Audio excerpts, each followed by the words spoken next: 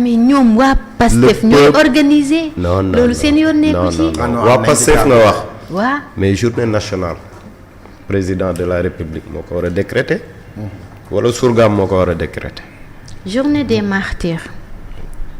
moo tax ma ni la journée des martyrs. waa ji Sonko waxoon na Diomaye day ñëw sax. écoute c'est du n'importe quoi. gis nga il avait fait des menaces.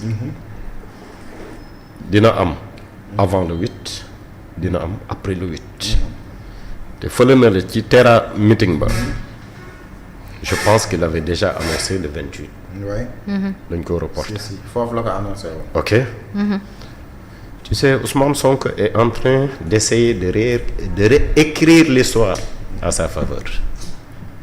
C'est pas à Ousmane Sonko de dire que ces victimes-là, ce sont des martyrs. Déedéet. Mais avant muy oote, est-ce qu'il y avait toutes ces victimes? Avant muy dem Sweet Beauté ñu ko fay kepp mu génn ci Facebook am bind ne musuma fa dem xamuma fan la féete. Ousmane Sonko waxul dëgg de Ousmane Sonko dañu booy yi génn leen ngeen dee parce que Macky Sall daf maa bëgg jàpp daf ma bëgg faagaagal comme ni mu def Karim Wade comme ni mu def Khalifa Sall vrai ou faux? Ousmane Sonko au cours de la conférence de presse bi mu organisé. je sais pas këram la ou je sais pas où ci la toog ne waaw naam dem naa fa mais naam dem naa fa boobu képp ku nekkoon góor jour boobu sa yaram summeeku na. du ma bëgg a dugg ci ay Sweet Beauté parce que le débat est trop de caniveau, c'est trop bas, il y a trop de bassesse. Ousmane Sonko nous a entraînés dans des bassesses, une bassesse qui a coûté des vies humaines.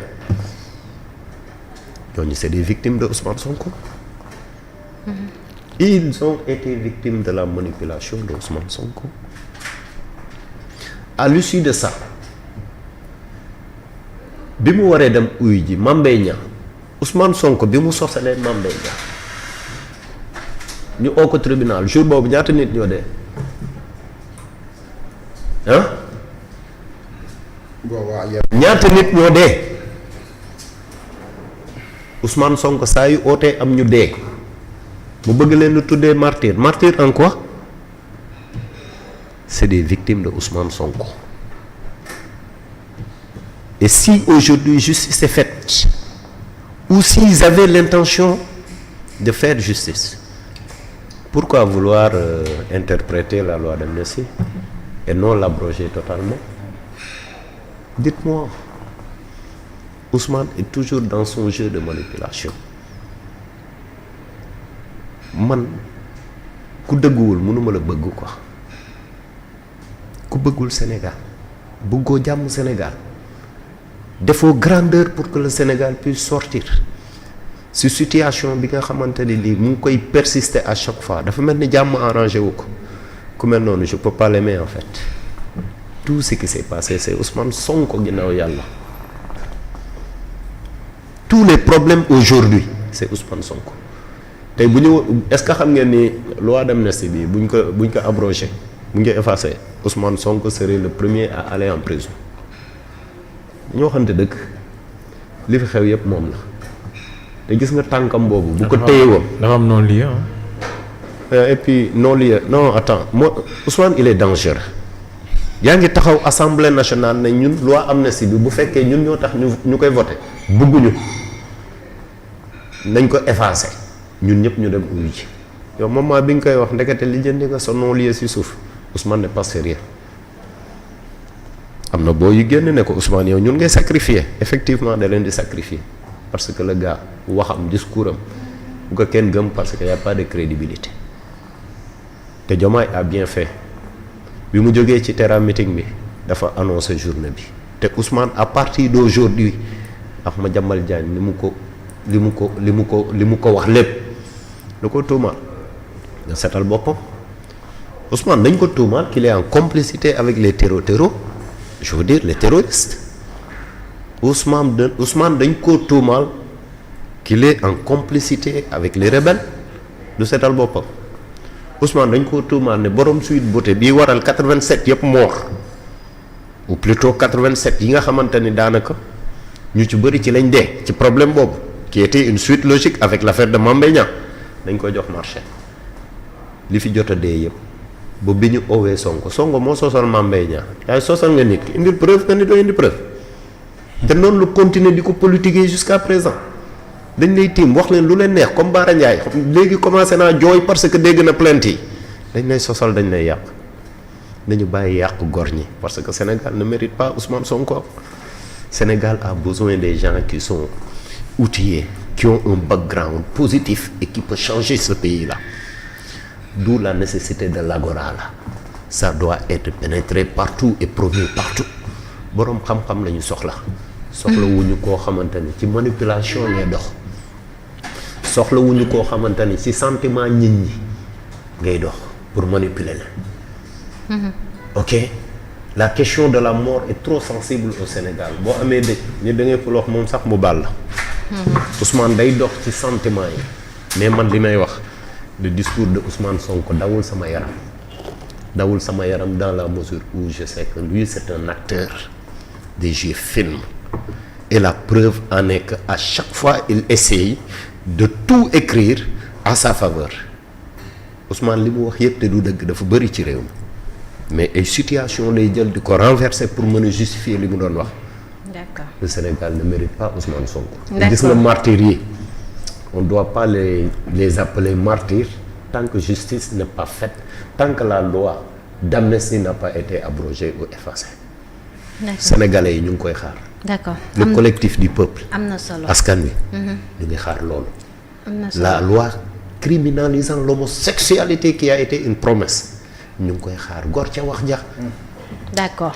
d'accord Red Black ñu ñëw xam comme que ponk yi daal dina jeex ñu ñëw ci li nga xam ne moom mooy mouvement bi la di collectif le peuple indi pëccëxoo du peuple indi pëccëxoo ndaxte pëccëxoo sax laa ko mën a wax ba tax na nag ki nga xam ne moom mooy sax kii nga xam ne moom mooy Ousmane Sonko di leen clash ndax nee na instant yi nii ñoom si boppam sax amuñ ku leen mën a contrecarrer ndax yéen si boppam da ngeen juboowul seen biir li nga xam ne mooy collectif bi da ngay dégg ñaari.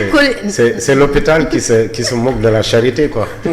Vous imaginez Ousmane Sonko kan la jubóo déjà Ousmane ak Sonko sax juboowuñ Ousmane bu waxee Sonko weddi ko waxu Sonko moom amul valeur quoi. À notre égard. mais c'est la vérité. ñun seen collectif bi da un jubóo woo leen. non c'est pas ce collectif. xam nga collectif bi ñaar la deux ngeen changé ko. non mais déjà. n'est-ce pas c'est deux collectifs rappel à l'ordre. Raison pour laquelle vous avez changé. non et puis je vais vous dire aujourd'hui que déjà bi may ñëw. c'est lui qui a créé rappel à l'ordre ki ko moom. moom déjà moom moo ma indil sama t-shirt yi ou plutôt maa ngi jaar. këram récupérer ko il s'appelle Kopo bu Penal Gang. les gars vous vous souvenez de benn saa baax benn bu xaapa one time ku ci ne di jaay sa morom naan di tee. ñooñu ñooy waa Penal Gang. mais Kopo pratiquement c'était l'une des étoiles voilà des stars quoi de ce groupe mais quelqu'un qui a un background énorme Kopo bu Penal Gang Mamadou Cissé.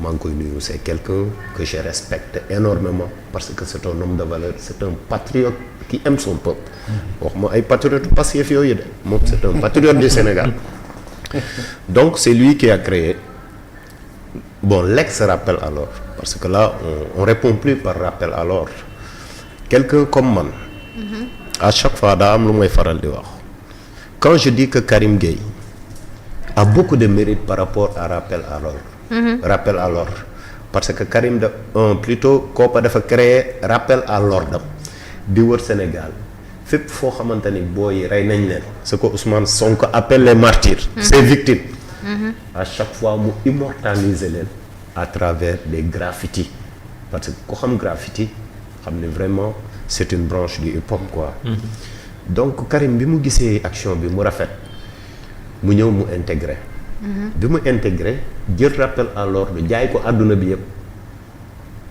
Karim Gueye xurum xaq moo tax ñëpp xam rappel à l'ordre lu sotti nag am borom xamoon nga Y'en a marre vous vous souvenez lorsqu'il a réussi sa mission il y avait Y'en a envie non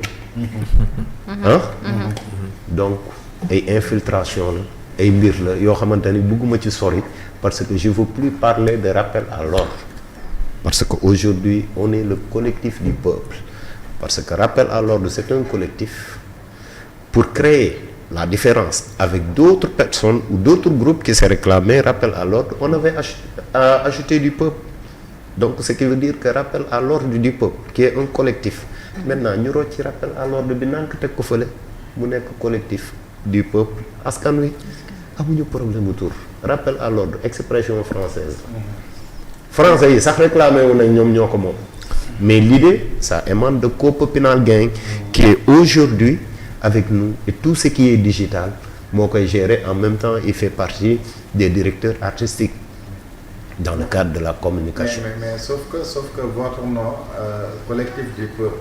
askan wi. yéen vous tirez presque chaque jour sur le premier Ousmane Sonko. et xam nañ ne askan wi aussi la moitié du peuple Ousmane Sonko la ñu àndal. la moitié du peuple.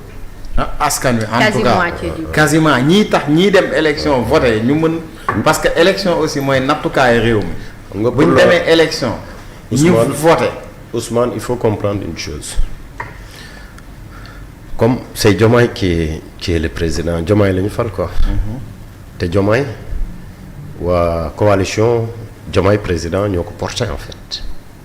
ay mais ok ñoo ko porté donc tey jii Sonko bi mu ñëwee aussi coalition Diomaye aussi dañ ko dimbali y a aussi d'autres maires d'autres autorités yoo xam ne ñoo nekk ci yeneen parti politique yi ñoo jàppale ko quoi ba mu am li mu am quoi. mais mënul natt boppam ci législative yi c'est pas possible. parce que actuellement benn nit mënatul gagner fii rek képp koo gis mu gagner rek c'est parce que coalition la mais Ousmane Sonko n'est plus populaire au Sénégal. je vous donne un exemple. gisoo li mu mobilisé kew. non li mu loué dafa loué ay nit loué bois sacré bi ce que je déplore parce que bois sacré bi mu ngi perte valeur am avec l'arrivée de Ousmane Sonko gis nga ñun suñu bois sacré yi wallahi al azim kenn mësu ko foowee Casamance mais Ousmane Sonko a dévalorisé le bois sacré bois sacré bi ñoo taxaw ne Adji Sarr 6 mois lañ ko may su waxul dëgg dina dee wala mu dof 2021 ba léegi ñaata at la. te deewul doful. pour la première fois le bois sacré wax loo xam ne du dëgg parce que ki leen ko defloo moo nekkul ci dëgg biñ ko oowee mu war a dem bois sacré ba jour boobu mooy bi muy crise lu ci kaw yaayam noonu ay dem mbocc nit booy daanu crise noonu ngay daane boo amee malaise noonu ngay daanu. da nga jàpp loolu cinéma la. cinéma la c'est du cinéma le gars il est fort en manipulation. mais il était fatigué musul fatigué xanaa gisoo ko retour bi mu demee kër ga ñu naan ko alors ça va mu ne wéy ça va coono bi danoon bañ a dem ci bois sacré Ousmane dóorkat la man mënuma dóor parce que man koo bala nante la booy Town la booy Casamance la booy Mbour la Ousmane bi muy def man dawul sama yaram aujourd'hui la situation est très catastrophique manipulation sur manipulation et pourquoi on va pas s'unir pour ñu dégager lu mel nii bu dee moom bëggul démissionner nañ ko dàq Sénégal am jàmm parce que Sénégal benn problème la am de. yéen daal man benn problème le Sénégal am su ma la déggee Red Black. yaa ngi comprendre maintenant pour revenir. su ma la déggee mooy yéen da ngeen créer collectif uniquement. pour combattre Ousmane Sonko. wallahi l'azim. j'ai vu avec l'autre mouvement qui est Sonko dégage. seen slogan boobu gis non Sonko dégage. actuellement lan moo fi nekkati lan moo fi nekkati activiste. quand on parle parce que boo ñëwee uniquement